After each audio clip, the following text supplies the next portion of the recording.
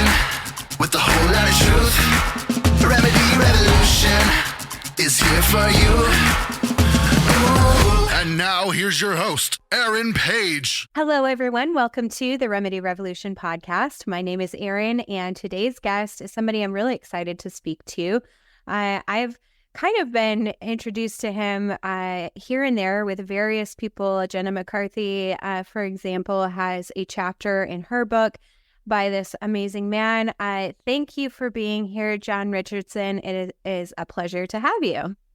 Well, Erin, thank you for such great words said about me. It's more that I have an amazing story that was started by my father, and that God has gifted me with all sorts of information. And, for such a time as this, there's the world has never been so ready for this story as they are now. And I appreciate you for having the bravery and the gumption to have me on to tell the story, because a lot of people are going to find it unbelievable. Well, we've talked a lot for our seasoned listeners. We've talked a lot about things like the Flexner Report and the Rockefellers and all of these suppressive, efforts to keep all of the remedies like homeopathy and chiropractic, all of these things that have been beneficial throughout, time. To keep and suppress all of that information. And so, John, you have a story that I think is very much in line with that. But I am curious, how did this all begin? I know it began with your father, but beyond that, what got him into this world of natural cures, and what was the interest? What was his motivation? Well, he went to medical school. He was a very intelligent, top of his class, honor court, three-sport athlete. He joined the military when the Pearl Harbor happened. He joined the next day. So he put his life on the line for the country and the good of the country. So it didn't change him when he got into medicine. He got his medical degree and got it from big pharma institutes like University of Rochester Medical School, which was at that time 80% funded by big pharma and big medicine. But when he got in the real world, he moved out to California and got in the San Francisco Bay Area. And as he was treating patients, he found very quickly that the modern medicine of chemotherapy, radiation, and surgery, which was considered modern cures for cancer, were not working in his patients. He would send them away to specialization clinics and they would not come back. And so he started looking into it deeper and found locally there was his office manager told him about a local doctor or PhD named Ernst Krebs Jr., whose father, Ernst Krebs Sr., purified Laetrile or B17 or amygdalin back in the 1920s. And by the 1960s, Ernst Krebs Jr. had seen so many success stories. They started a clinic in San Francisco that was having like 100% success rate, but they were being demonized at that time. They were having a 100% success rate, but the people were coming to them first instead of getting chemotherapy and radiation. So my dad was paying close attention to this. And then when our family cat got cancer, just so had it, he took it to the local vet and they said chemotherapy, radiation, and surgery. And your cat will have about a 50% chance of living another 6 months, but probably be pretty miserable. So you might want to put it to sleep. So Dad thought, what a perfect opportunity. Let me try B17, amygdalin, and we can explain what that is a little bit later. But he tried it on the cat. The cat responded wonderfully. And actually, the cancer disappeared because the immune system of the cat was able to fight it off, not because of some miracle drug or invention my dad made. It was just a natural occurring substance found in over 1,200 foods that my dad was able to give our cat. It came back and lived a long life after that.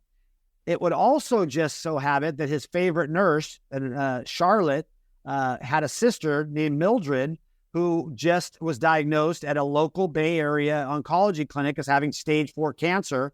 And she had so much cancer in her arm, in her bones, that they wanted to remove her arm. So she did a chemotherapy and radiation therapy, started with at the oncology department, got so sick that she said, I'd rather die of cancer than die of the chemotherapy and radiation. But because of the success story with the cat, she and her sister begged my father to treat her with the Laetrile therapy. My dad, knowing that this was controversial and could get him in trouble, felt that he couldn't go against his Hippocratic oath. A patient was asking for something that he had seen was harmless, but could have some great effects. So he started treating Mildred, and she responded wonderfully, amazingly, and wiped out the cancer in her arm so much that she went back to the oncology clinic, and they said she was cancer-free. However, they said, we think we should still remove your arm because the cancer might come back. And she said, oh my God, would you have said that if this is the first time I'd ever been here? They said, absolutely not, but we don't want it to come back. We've seen it come back, and so many other people we've done chemotherapy on that sometimes we recommend to remove that organ. Well, it never came back. She lived a long, healthy life, and my dad ran into her at a wedding years later, and she ran up to him. They locked hands, and both instantly got tears in the eyes, really realizing that she probably would not have been alive, nor would she have even had two hands because they would have removed her arm. And my dad used that as another motivation that God had him in the right place, even though after that he suffered so many slings and arrows and suffered so many calamities. He said sometimes that if he knew what he was going to go through and knew that all of his kids and family were going to have to go through heck because of him just trying to help people, he might have made a different decision, although he always ended with, no, I probably wouldn't have, because I don't think I could consider myself a Christian man after knowing this and keeping it a secret. So that started him seeing thousands of patients over the next 5 years, 6,000 to be exact, and somewhere around 6,000. And after G.R. Griffin came out with the book, World Without Cancer, which proved the science in the first half of it of why B17 works and why amygdalin throughout history has been known to suppress and actually prevent the C word. But the second half, talking about the Flexner Report, the Rockefellers, Big Pharma, why we'll never have a cheap, inexpensive, God-given answer to cancer. It'll never be known, even though we've known it for 100 years, and especially proven scientifically for the last 50. So after my dad got 6,000 patients, G.R. Griffin's wife and dad got together and combed through thousands of cases, many that were more miraculous than the ones that ended up in this book. But the only ones that ended up in this book had cancer beforehand, because they had to prove that they had cancer beforehand at a oncology department. Otherwise, they said there was spontaneous, health, some spontaneous repair. Then they went through my dad's protocol, and then we went back to the same clinic and were found to be cancer-free. Now, why that was important is because so many of the patients dad treated that were destroyed by chemotherapy radiation never wanted to go back to those clinics again. So these people were willing to do that, including this young man, Shane Horton, who was sent home to die with 45 days to live. His parents were told, get him ready to die. There's the cancer in his arm, went through his spleen, everywhere else. Shane, after 6 weeks, was seeing miraculous results.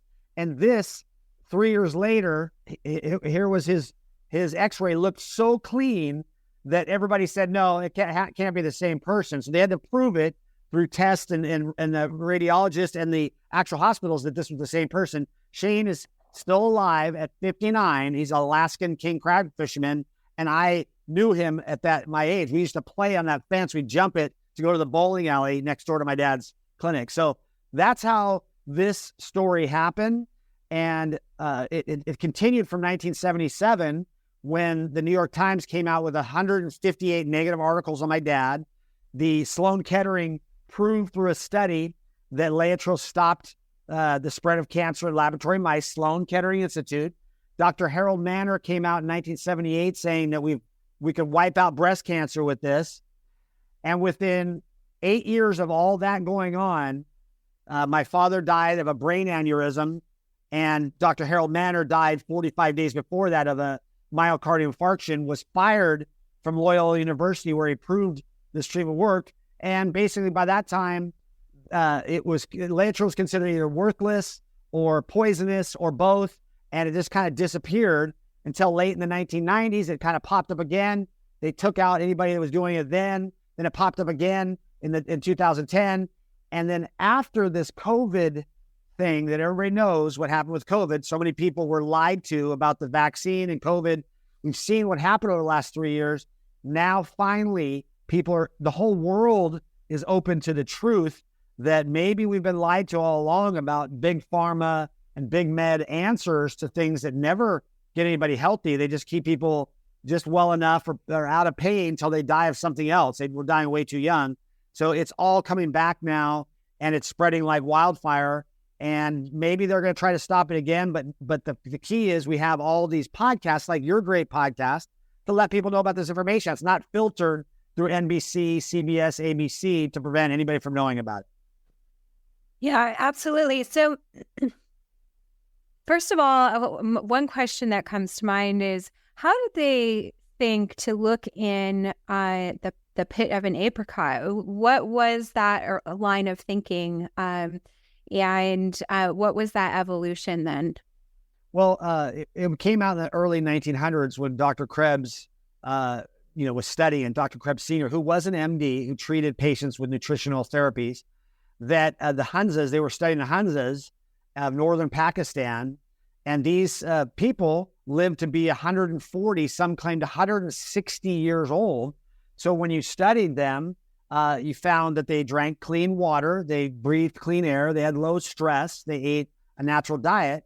But one of the things that marketed them separately was that they ate up to 200 apricot seeds a day that contain up to 20 milligrams a day. So they're eating like 8,000 or 4,000 milligrams of Laetrile and amygdalin every day. That was one of the factors. So they were testing different things, and they found that other societies, like Inuit Eskimos who ate the bile duct of caribou that were filled with amygdalin in their that organ, they ate it as a delicacy, and they had zero cancer, and the Hunzas had zero cancer. And as a matter of fact, wild animals normally in nature, bears, moose, deer, do not get cancer. Why? Because 30% of the foods they eat in nature have nitrilicides or amygdalin in them.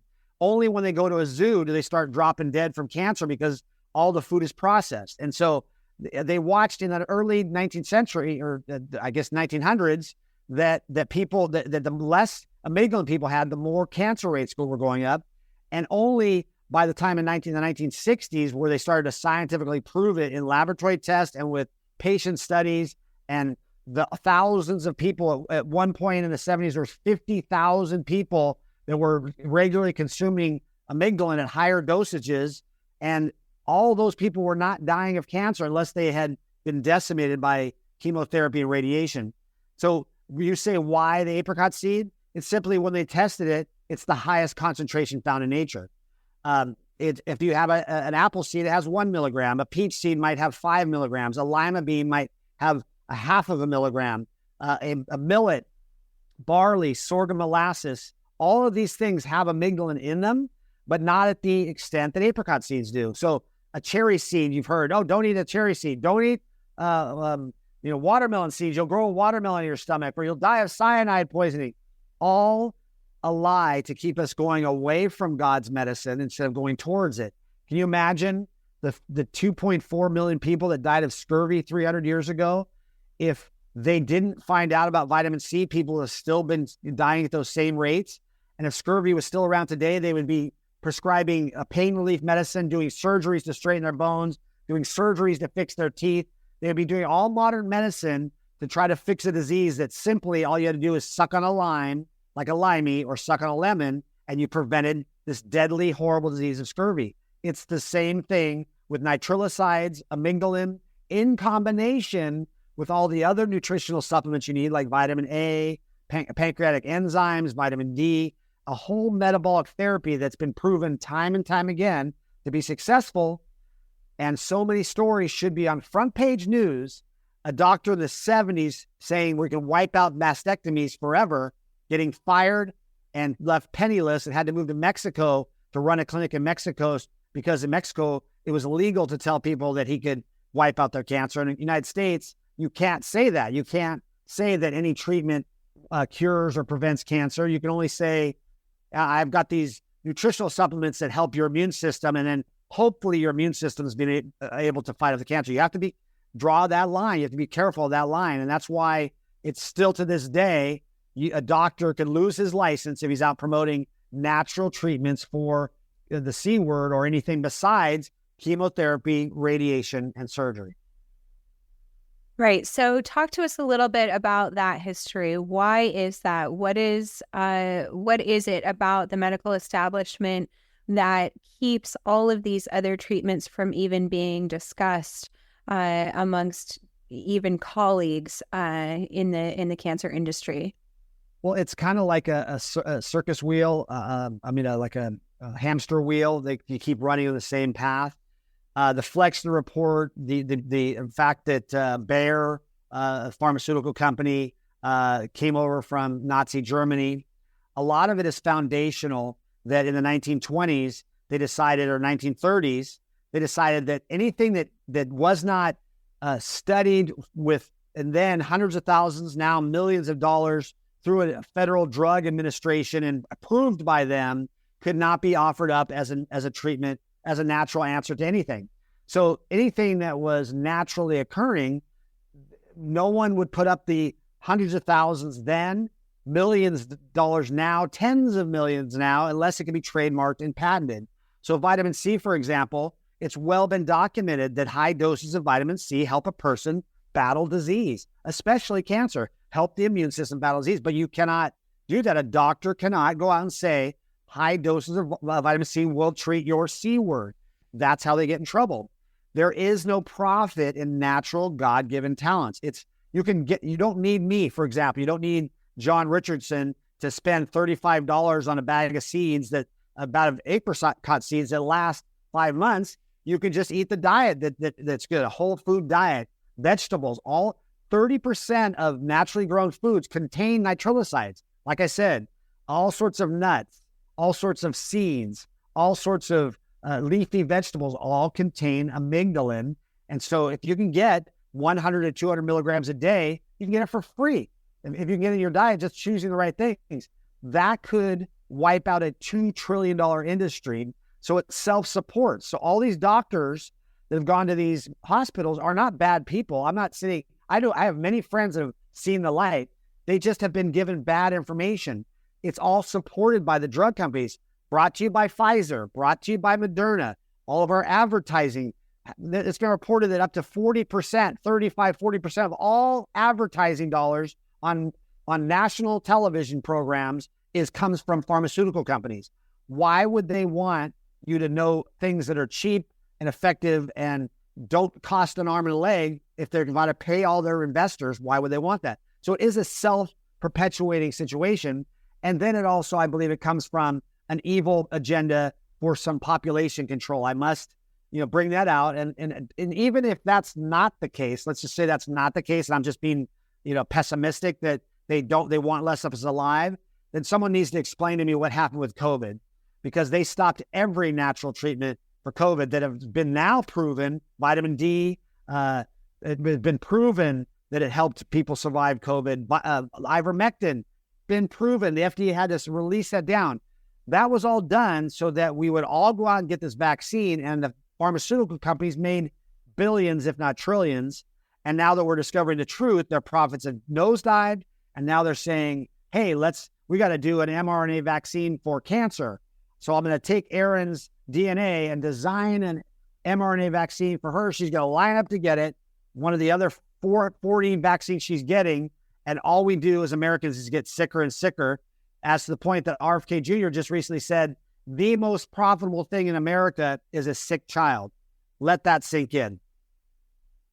Yeah, absolutely. And I work with a lot of those sick kids in my practice, as well as through Autism One. So I fully understand where you're coming from. So I am interested to know of your personal story, though. So what went on with your dad? What was the first sign that perhaps, assisting his patients with Laetrile was going to get him into some trouble? Well, I was born in 1964. My dad had ran for Congress twice, once before I was born and once after I was born. And then I remember watching my dad running for Congress under God, family, and country as a Christian conservative position in the San Francisco Bay Area, for God's sake, in Albany, California. and most people don't think of the Bay Area as a bastion of Christendom, but he lost by a few hundred votes, and that was in the 1960s. And in the early 1970s, I told you that story about the cat with the cancer and Mildred. That was in 1972, early 1972. Very quickly after he started getting these results, he started getting patients coming from all over the place.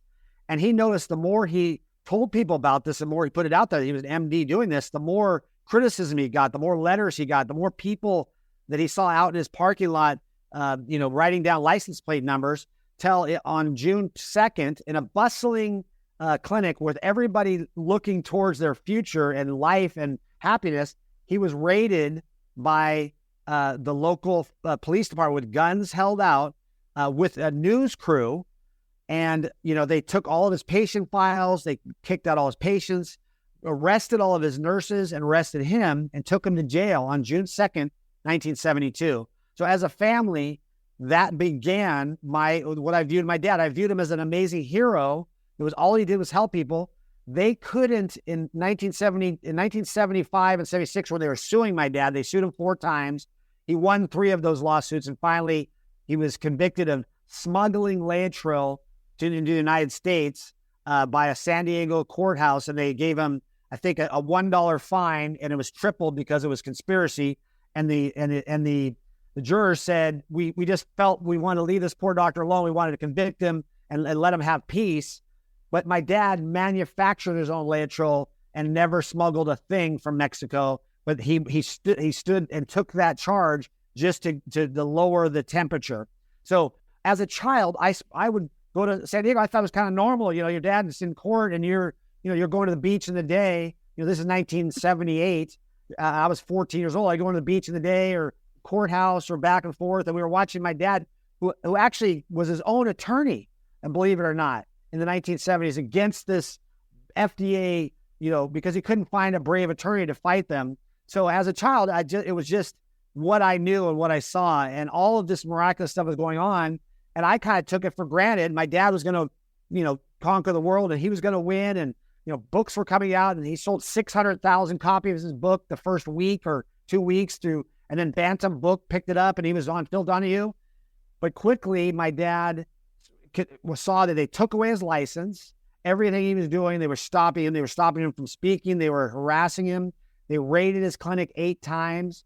And eventually he got sick in 1985, and he had to have open heart surgery. And then he had a brain aneurysm, and they allowed air to go into it's different topics in my family, whether it was an embolism or an air embolism. I'm not 100% sure, but he went into a coma, and then 3 years later passed away of a same brain aneurysm. And basically by that time, like I said, Laetrile, I was a kid.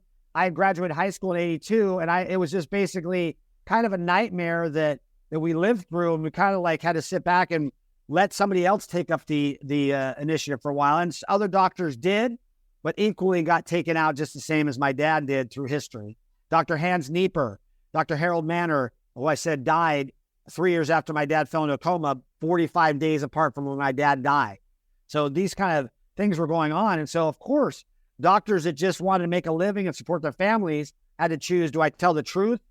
And there were lots of underground doctors, and lots of them I've met now, that used to use this regularly to take care of people in the 80s, 90s, and then kind of fell away. And now it's back exploding across the country. So my story is that I picked it up with my brother in 1999 and said, why not? Let's get this out here. And we kept the story of my dad and Ed G.R. Griffin kind of quiet until 7 years ago. BuzzFeed did an article about me, lying about me and my dad. But we got 50,000 people came to our website, and that kind of started this mission to tell this story. And God is putting things on my plate now that are unbelievable historical things that I didn't even know 6 months ago. And so we're discovering new things every day, and we're getting testimonials. And so it's just the information is exploding across the Truth Tellers Network. So let's, I'm curious, has there been any research done on Laetrile with any other conditions or suspicion that it may assist in other conditions or general health? Yeah, it's much like vitamin C. And Linus Pauling was a 2-time Nobel laureate. He was a supporter of Laetrile. He believed in Laetrile, especially in combination with vitamin C. Much like vitamin C, zinc, vitamin D, vitamin E, there's many wonderful benefits that happen to the immune system. But if I was going to say to you, there's proof of something, yes, sickle cell anemia. They've done before cellular views of someone's sickle cell shaped blood vessels, given them courses of amygdalin, and then done the same thing afterward and found that the cells were healthy, or a large percentage of them. So specifically, that one has been studied, but that's been kept hush.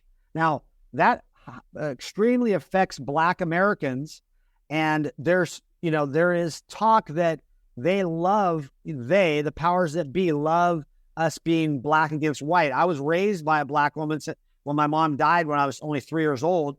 And so that has never been an issue for me. And I want the whole world to know that Laetrile works for all races, all creeds. But that's one that specifically sticks in my craw because of the experiments that were done on the Black people as a race, just because the powers that be thought that would be a great race to test for whatever reason. This is an example: sickle cell anemia, lung disease, emphysema, any kind of lung diseases have been shown to react phenomenally to nitrosides, including amygdalin and Laetrile, along with vitamin A and pancreatic enzymes, and vitamin B17, which is also found in apricot seeds and in brown rice. So all of these natural substances have found to increase general health, so much so that not only was my dad helping people support their immune system to wipe out cancer, he was wiping out all sorts of diseases that are found in his book. He mentions them and talks about all sorts of things, not because it's a miracle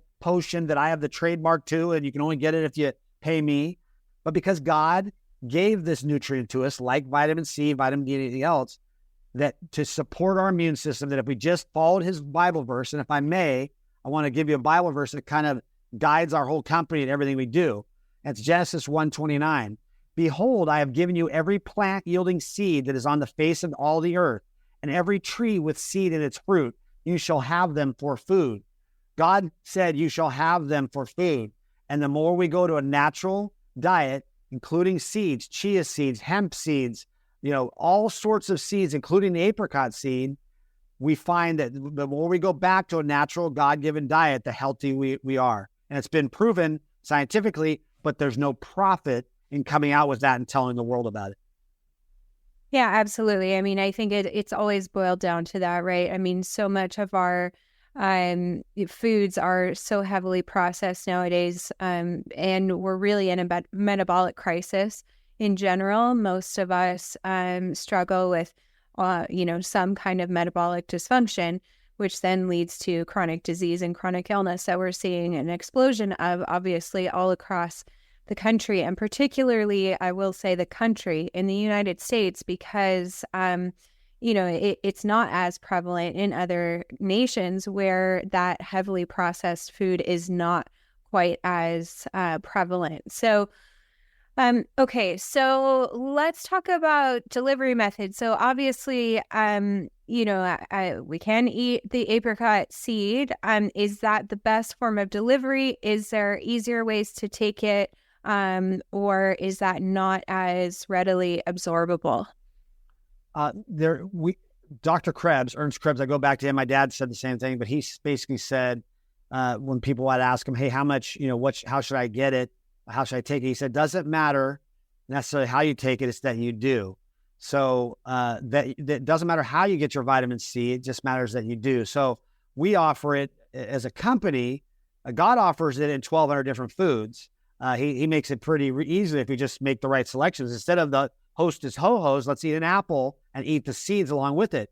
The apple has great nutrition in the fruit itself, but the best nutrition's in those apple seeds. And so anybody that's juicing that tells you to add the seeds in there is telling you the right thing. So we get it. That's the delivery system that's the best and most readily available. But our diets are so lacking in it that eating 5 to 10 apricot seeds a day gives you 100 to 200 milligrams of amygdalin about 100 or 200 times what the average American is getting, because our food is so processed and are so cooked that it's out there. But the other ways we offer it ground up in an apricot seed capsule that allows it to go back past some of the stomach lining and get to the lower intestine, so allows that uptake to happen. We also offer it in a purified version.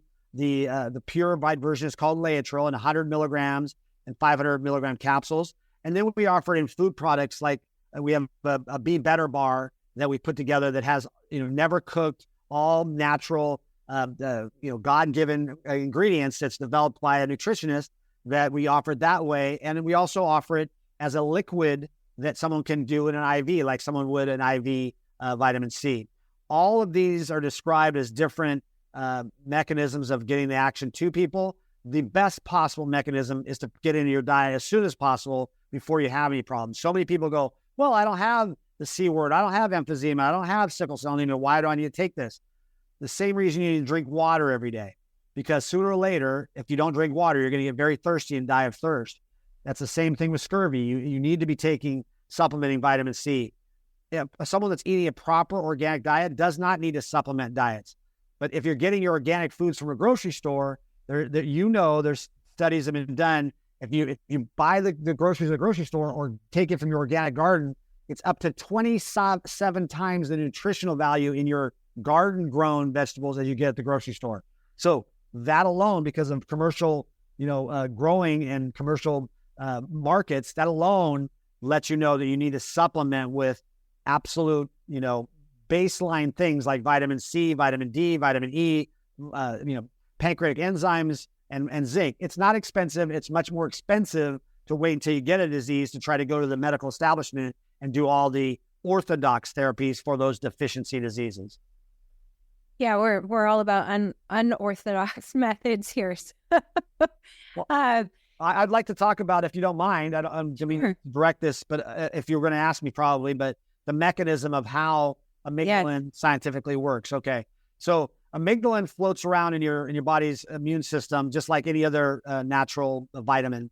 And it has 4 molecules, 2 of glucose, 1 of cyanide, scary cyanide, and 1 of benzaldehyde. So I want to first say that it's tightly locked in that molecule of amygdalin, so tightly locked that the FDA early on told my father and other doctors, it can't work the way you said with the cyanide poison to cancer, because we can't get it to break apart in the laboratory. It's much like sodium chloride is table salt. You don't worry about getting chlorine poisoning by salting the food on your table, or if you're taking vitamin B12 cyanocobalamin injections, you don't worry about the cyanide separating. So amygdala is tightly locked. So if you Google search and say, if you eat 3 apricot seeds, you're going to get cyanide poisoning, you've fallen for the first lie. So amygdala floating through in your blood comes across a cancer cell. And if that cancer cell has developed even a little bit, it is producing an enzyme called beta glucosidase, found at 100 times the concentration in a cancer cell, a trophoblast cell, in other words, that it is in any other healthy cell.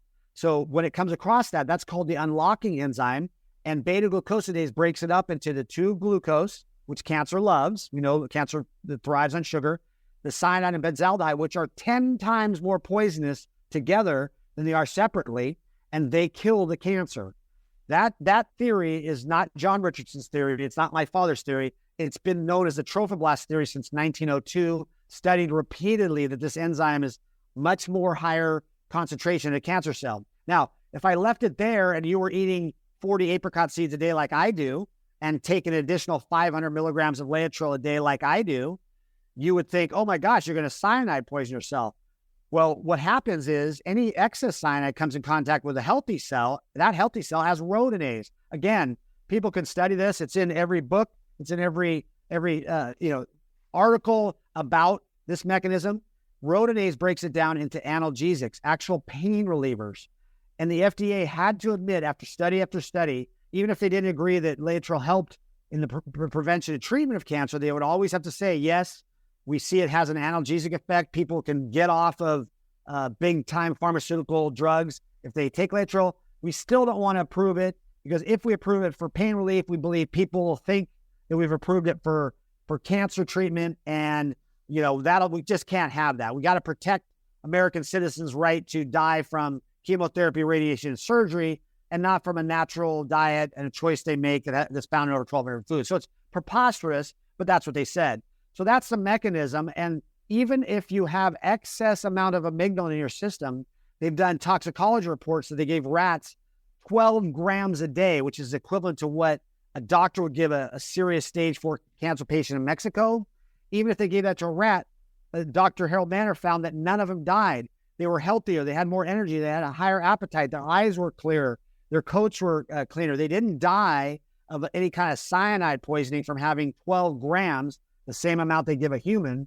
They survived. And 89% of them on a diet of far less with vitamin A and pancreatic enzymes.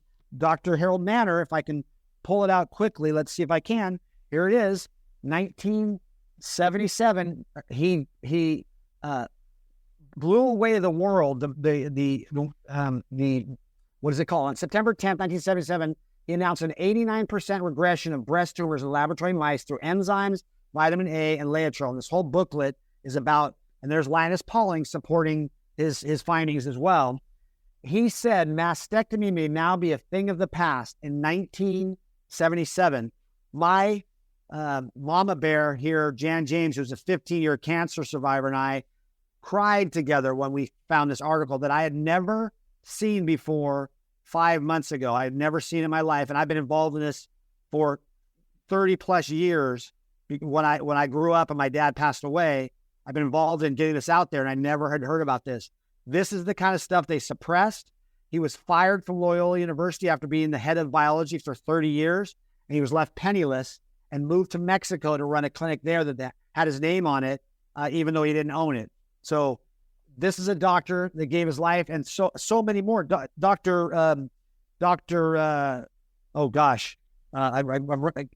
getting to the end of my day. This doctor that was the whistleblower at Sloan Kettering is still alive, but he is hesitant, even though he's very proud of the fact that he's a whistleblower about Laetrile.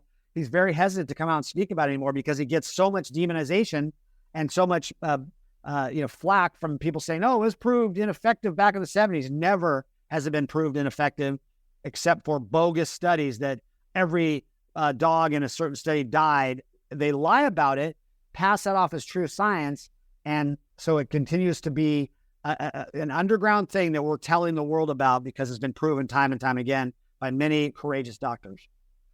Okay, so I'm curious, you went through the mechanism of action, and you mentioned that there was an addition of pancreatic enzymes and vitamin A. So what is the mechanism for those? Do they help activate the Laetrile? Are they just secondary ingredients that assist in the treatment of cancer in general? Well, again, I like to stay. I'm going to just in case anybody's watching this, I like to stay away from the treatment of cancer, and the support of the immune system is what I'd like to say. With not because I'm afraid of anything, but I just want to make that clear because it really is not a treatment. It's more of my dad used to say, if I bring the immune system up and the patient happens to get rid of their cancer, more power to them and God. That's not me. I'm just helping bring their immune system up. So the pancreas produces enzymes that help you digest animal proteins. They also help digest the slimy outer coating of tumors that are developed that the cancer produces to protect itself from the immune system killing it. Because cancer wants to, let's just say it's not a brain, but it's learned to go around. If you have the pancreatic enzymes, they can devour the outside shell of a tumor. And you find in almost every case that someone has cancer, their pancreas is not producing enzymes at the level that it used to. So is that the cart before the horse? Do we need to support the pancreas and then it'll be able to take care of it? Or do we need to supplement the enzymes that you need? My dad found that pretty much he needed on every patient that had developed tumors and metastases that he needed to have support the pancreatic enzymes to allow him to eat the outer shell of the cancer or the trophoblast to allow the Laetrile to get in. And vitamin A seemed to do nothing but support it. My dad was not the one that said, yeah, vitamin A is an absolute necessary one. My dad said, yes, you got to bring the level up. But Harold Manor, through his studies, felt that vitamin A and vitamin B17 were were extremely effective against breast cancer. So to say that I'm I have the end all, the be all, what the mechanism with what vitamin A is, because this is information I brought into my own repertoire because of what Harold Manor said. Why not bring in vitamin A as well to help support your immune system? And the actual mechanism, Harold Manor found that Laetrile was virtually not effective at all if the pancreatic enzymes weren't there and you had a large tumor that was growing. You didn't have the pancreatic enzymes and vitamin A. Laetrile didn't work. That's what Harold Manor said. So if I'm being honest, my dad said vitamin A, vitamin E, vitamin D, but he didn't have the same emphasis on vitamin A that Dr. Harold Manor did, but they would agree. It was kind of like two physicians, discussing whatever. My dad would say, well, of course, let's support him with more vitamin A. Harold Manor said it was unnecessary. My dad found success just raising the entire immune system up. And he was one of the few brave practicing MDs that actually treated thousands of patients. Even Harold Manor was not just, I'm just saying he was a biologist, a head of biology, but he didn't have an active medical practice. He did run studies on humans, and then he went to Mexico and had tremendous success in Mexico. But prior to releasing this study he came out with, my dad was treating thousands of ongoing patients in the U.S. and having tremendous success, along with Dr. Privatera in Southern California and Dr. Binzel in the Midwest. All these doctors were having tremendous success using Laetrile along with other nutrients. You don't want to be lacking in vitamin and zinc. So a lot of people that do hair analysis or live blood cell analysis to see people's overall nutritional levels are also having success, because if people are getting a minimum amount of amygdalin and they bring all their immune system up, they can help battle back cancer. You hear stories about people that drink Essiac tea or some other things, all of which I think are fantastic and help support the immune system. But B17 is the most effective, according to many doctors, most demonized natural suppressant to cancer. So that's why they've demonized and gone after doctors that bring it up through time. So let's, you mentioned earlier your father's relationship with G. Edward Griffin. For those of you listening who may be unfamiliar, Mickey Willis's films, Plandemic, the third film, focused primarily on the story of G. Edward Griffin. But I am curious because I know that his focus was largely on, world events and things of that nature. And so where the connection with him then writing that book, what was that?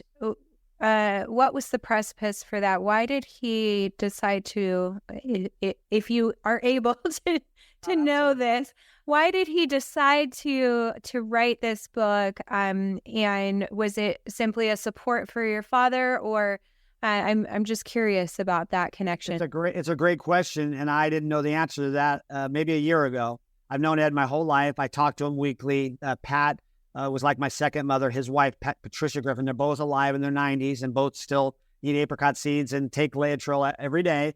They're a customer of mine, believe it or not. But Ed dedicated this book to my father. It's in the first section of the book. And he tells the story of how they were on a fishing trip. They knew each other from the John Birch Society. And some of your audience may have heard of that. John Birch Society was an original kind of OG truther organization that just was about educating. They never supported a specific politician or anything like that, but they were just about keeping our country from being a communist country because they saw signs of that back in the early days. Like I said, my dad ran for Congress before he ever got into the Laetrile world. So he and Ed had known each other since the 60s, but it was a sideline. So they were on a fishing trip in 1972, and Ed just wanted to relax, and Dad was bringing out patient files and studies and things from Dr. Krebs and things from the Philippines and, from all sorts of countries about talking about B17 and Laetrile. He said, Ed, I'm having tremendous success, but they're also going after my license. Can you help me, write an article and help prove, all this? Can you bring it together for me? Kind of like my dad's doing the work, and Ed, can you help me? And Ed's like, okay, John, can we get back to fishing? And Ed says to this day that was the second most important thing in his life that changed his life was meeting my father. And that's quite an honor for him to say that, in a crowd in front of me. He just did another speech at Red Pill Expo. Anyway, it took Ed 2 years of research to study all about Laetrile and all the science behind it.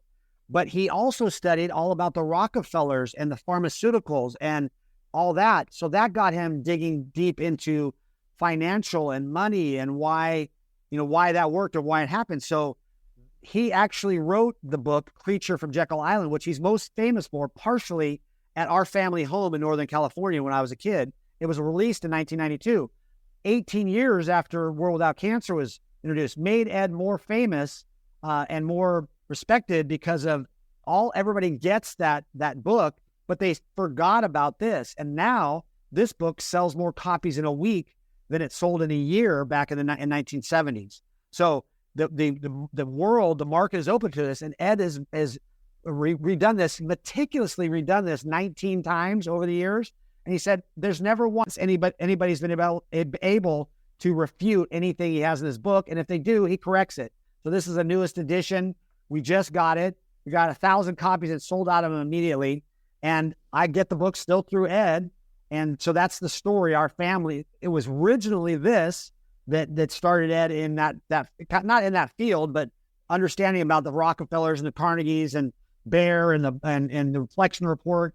And then it grew into Creature from Jekyll Island, which is basically a textbook. Every American citizen should be required to read that.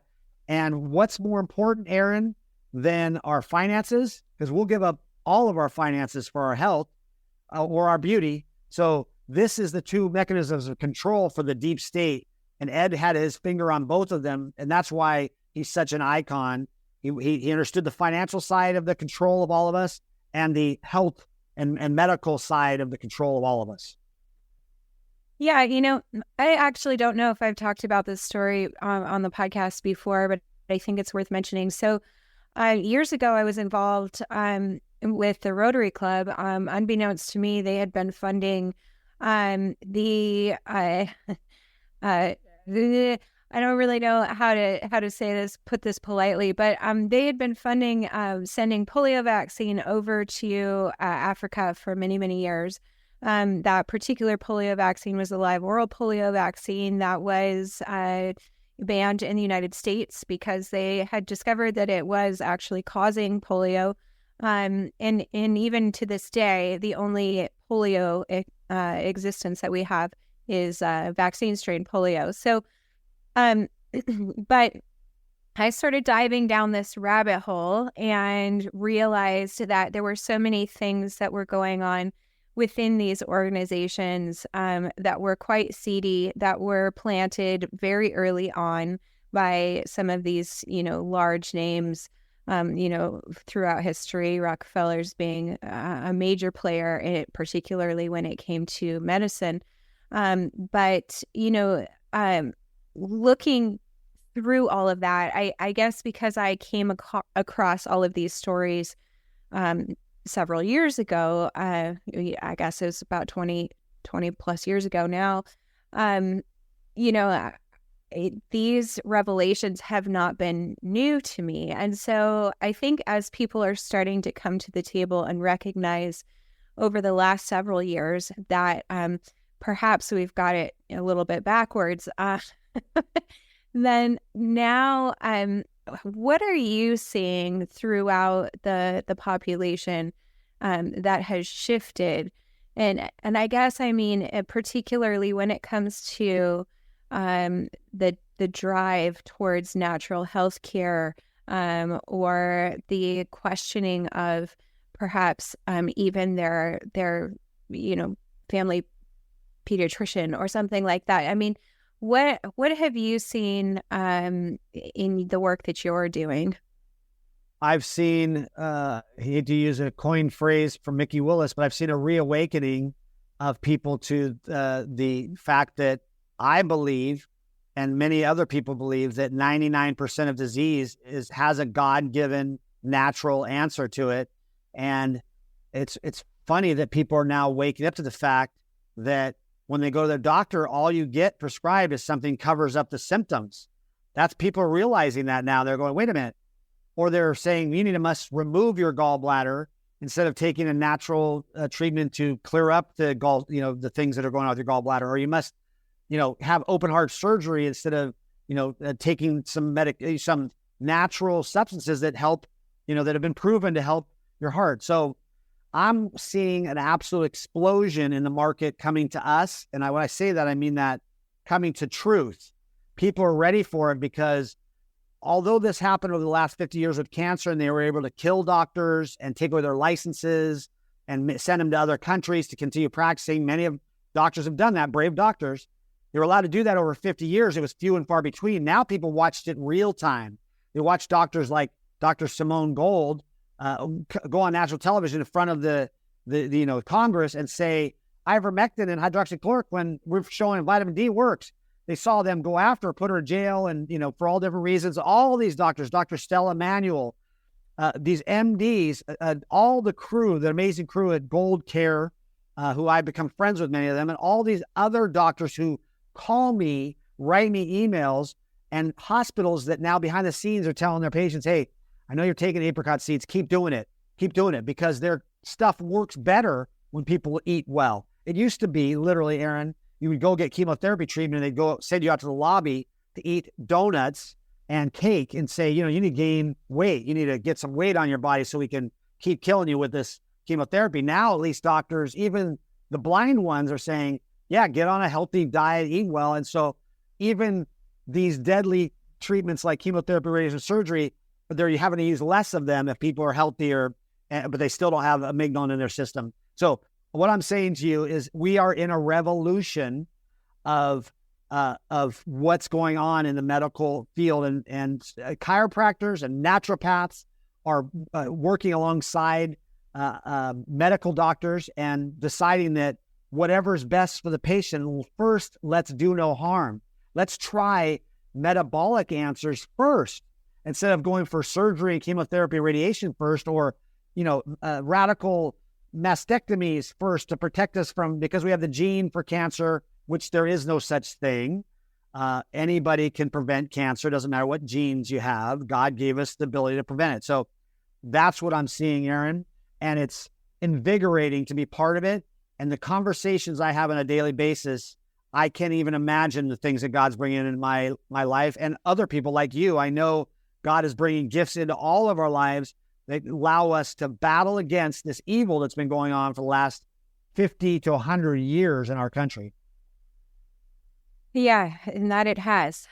It can be overwhelming. It can be overwhelming, but we are winning. We are winning. It's a battle. People are dying in the process because they're not getting the truth yet, but we are winning. Yeah, and I think that's where I've had to land is, yes, it's a dark history. It's a brutal history.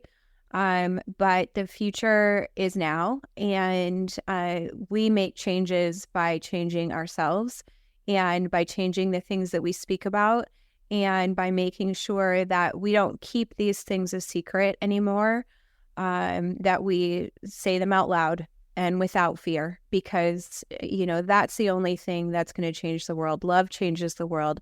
When we speak from fear, that's a very dark place to be in. So we need to start speaking from love and speaking from truth. Absolutely. I 100% agree.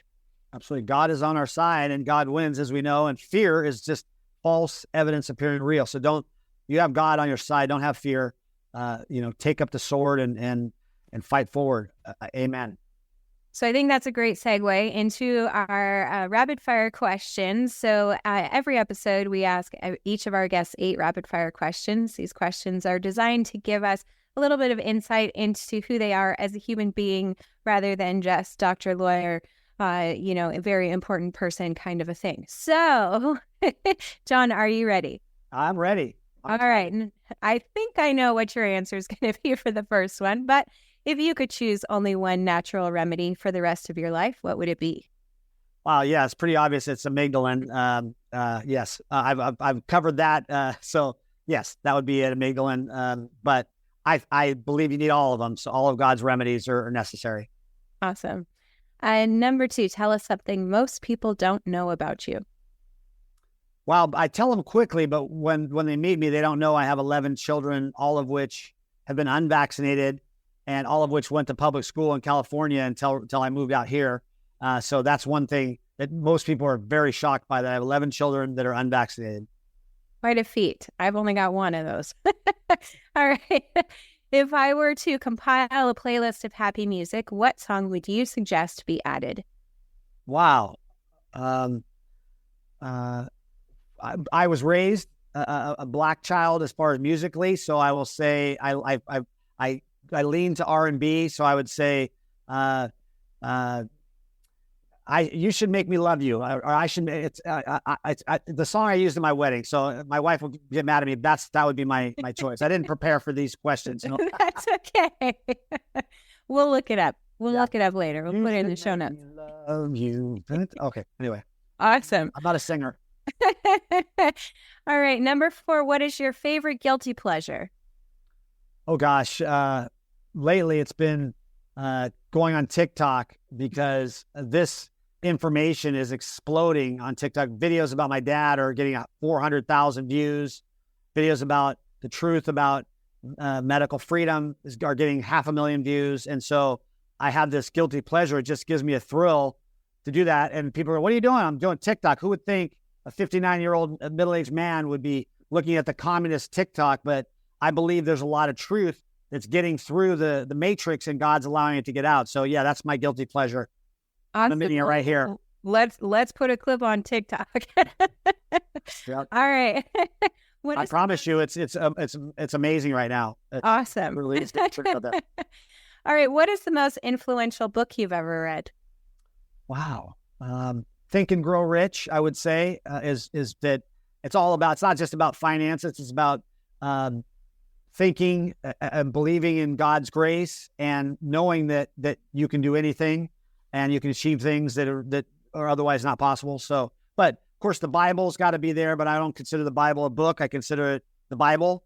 And then I'd be cheating if I said Laetrile Case Histories or A World Without Cancer, because I've read them so many times, but I would say that would be the book that I would first say is Think and Grow Rich. Awesome. All right. What does the word revolution mean to you? Wow. Great question. Revolution means to me is fighting back for truth. It's been mislabeled many times. But when I think of revolution, I mentioned it. We're in a health revolution. We're overturning the lies that have been out there for 50 to 100 years. And the revolution, your mind has to fight against it, because it's so easy to fall back into your, I can't remember the phrase that's used, but you fall back into what you know. And so it's a revolution to conquer that. The lies that you know are not the truth. Absolutely. And what does the word remedy mean to you? Remedy is God's given gifts that we have at our disposal. I don't think of anything man-made or patented in the laboratory as a remedy. I think of it as a cover-up, or I hate to use the word. I won't use the word, but it's a demonization of God's natural remedies. Remedies are by their nature God-given, available for everyone, and we just have to turn to those and live a happy, healthy, God-filled life. And lastly, if you could impart one piece of wisdom onto our listeners, what would that be? I've repeated it already here, but don't have fear. It's false evidence appearing real. God gives you the truth. You know it in your heart when you hear the truth. Don't be afraid to research what I'm saying. Don't wait until you have a problem to understand it. Have knowledge, because they can never take that away. So don't have fear. That would be what I would recommend everybody, because have peace in the fact that God has given you everything you need. You just need to search it out and find it. You need to do your own research, even though they demonize that. So don't have fear. Wonderful. Well, thank you everyone for listening. If you would like to find more information about Laetrile and these apricot seeds, you can go to rncstore.com and use the code REMEDY at checkout for a special discount for our listeners. John Richardson, it has been such a pleasure. I would love to do this again. You have such an intriguing story. It's very, very interesting. I'm a sucker for a good story. So. Well, I have so many more based on the vault that we've discovered. So I would love to be back. And I just want to also remind people that they can watch the free videos I talked about that have all been taken down by YouTube by using the discount code Remedy, they can go to our video section and watch World Without Cancer and Second Opinion and Nature's Answer to Cancer, all of which have been censored from YouTube. So go watch it on our Rumble channel free by using the discount code Remedy. Thank you so much, and we'll see y'all next time. Take care.